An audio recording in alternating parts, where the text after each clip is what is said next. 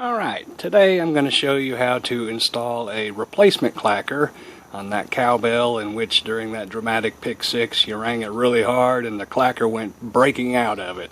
That shouldn't happen, by the way, and it doesn't happen very often, but sometimes we'll come across a weak weld joint, and I'm going to show you.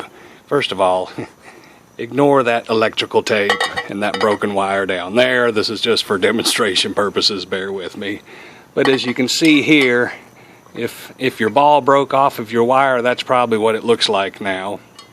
And that weld joint sometimes is weak, and on the newer bells that is a much beefier weld joint, so you shouldn't have that problem anymore. And by the way, this loop is welded back around to itself on both ends, so that prevents it from unraveling from there. And it also makes it difficult to replace to pull this wire out to put your replacement clacker in there. So if you have a good pair of wire cutters like I do, then you can get all the way down in there and you can break that wire loose like I've done there already.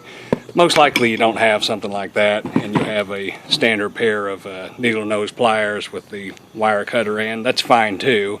And if that's the case, then you probably can't get all the way down in there and break the wire, but you can get at least halfway down, like where my electrical tape is, and you can break it there. That means you'll have half of a wire still dangling in there, and that's not going to hurt anything. So you'll basically have two wires in there. Not a big issue.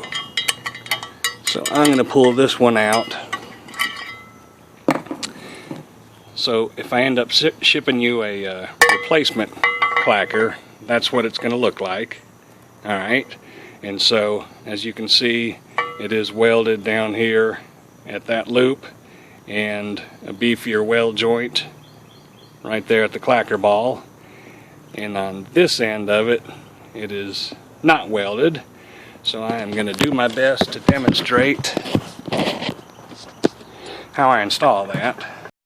Okay, so here's the replacement clacker, and what you're going to do is, you can see I've opened up this end a little bit with my pliers, and that will allow me to thread it through that little hole. And then you take your needle nose pliers and you're going to squeeze that together. You see that? That's not bad. You can actually go just a little bit further and offset it. So you're really not taking any chances on it unraveling, but you don't want to squeeze it down too tight, because if you do, then it's not going to swing very well. The way that is should be perfect. And that is how you install your replacement clacker.